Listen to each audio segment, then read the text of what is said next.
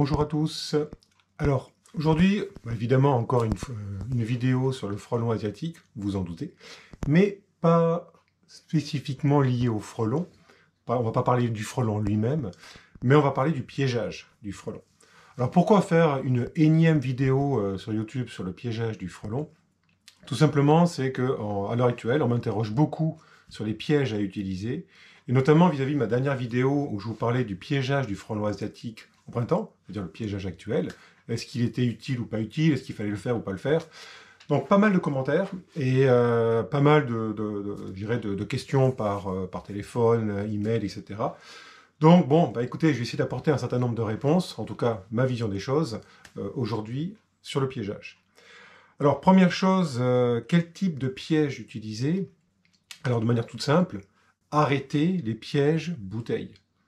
Arrêtez également les dispositifs que certains peuvent acheter auprès de leurs fournisseurs ou sur Internet, de pièges qui ne sont pas sélectifs. À l'heure actuelle, il existe maintenant des dispositifs qui sont relativement sélectifs, alors il faut les utiliser. Arrêtons les pièges qui ont des impacts collatéraux sur toute l'entomofaune qui peuvent être catastrophiques.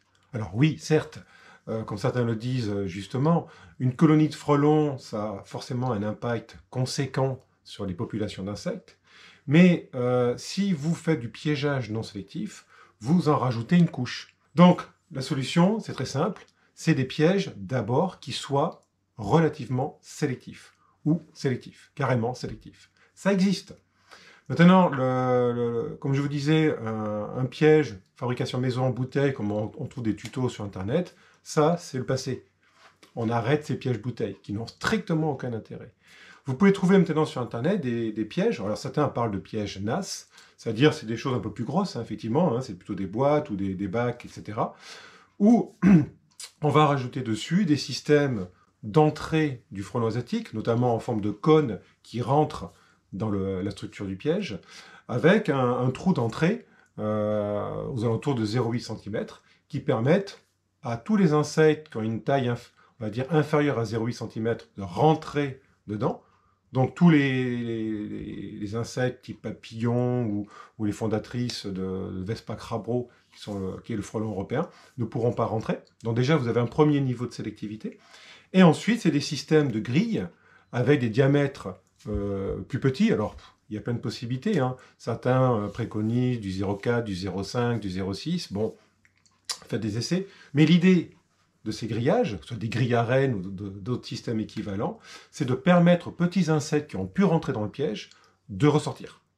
Et du coup, vous n'impactez pas ces populations-là d'insectes. Ça, c'est le premier niveau.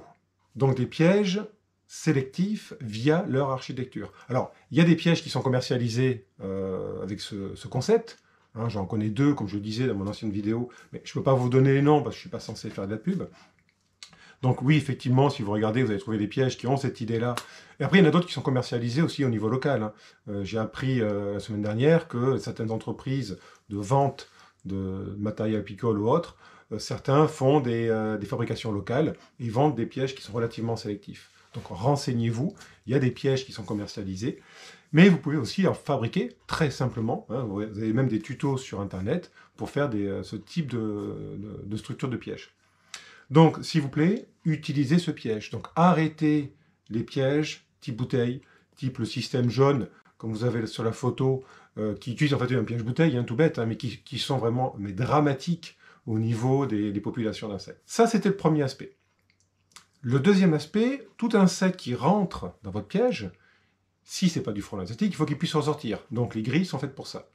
Sauf que si l'insecte, malheureusement, se noie dans l'appât, si ça n'a pas liquide, il ne pourra pas ressortir. Donc le deuxième aspect, comme l'un d'entre vous m'a fait la remarque sur ma dernière vidéo, j'avais omis ce détail, il avait très raison là-dessus, c'est faites un système d'appât, s'il est liquide, mais de le protéger pour pas que les insectes aillent se noyer dedans. Ça, c'est le deuxième aspect qui est extrêmement important. Donc soit vous avez un dispositif où vous mettez des cailloux, par exemple, et dans un bac, et votre liquide reste légèrement en dessous du niveau des cailloux. Ce qui fait que les insectes, ce qui est plutôt intéressant, frelons et autres, qui vont rentrer dans votre piège, vont se nourrir avec le sucre, c'est ça qui les a attirés d'ailleurs, mais ils ne vont pas pouvoir se noyer. Ce qui fait que les insectes non ciblés, même s'ils sont nourris, ils ont récupéré un peu d'énergie, c'est très bien, vont pouvoir sortir. Ou alors, vous avez un système de grille à mailles très fines qui empêche les insectes d'entrer en contact avec l'appât liquide. Donc surtout, deux aspects, si je peux conclure là-dessus, c'est des pièges sélectifs via le design, donc oubliez certains vieux pièges très très problématiques, et surtout un appât qui est non accessible par les insectes de manière directe, dans lequel ils ne vont pas se baigner et se noyer. Donc bon, voilà quelques conseils que je pouvais vous donner. Derrière, à savoir, est-ce que vous pouvez vous lancer à faire du piégeage ou pas, je vous engage à aller voir l'autre vidéo que j'avais faite, qui est déjà sur ma chaîne YouTube, qui parle du piégeage au printemps, dont je prodigue un certain nombre de conseils. Donc voilà, j'espère que ces quelques conseils vont servir à certains d'entre vous. Et effectivement, si vous avez des commentaires, des questions, n'importe quoi, n'hésitez pas à les mettre en commentaire sur cette vidéo, et j'essaierai de vous répondre au plus vite. Bonne journée à tous, bye bye.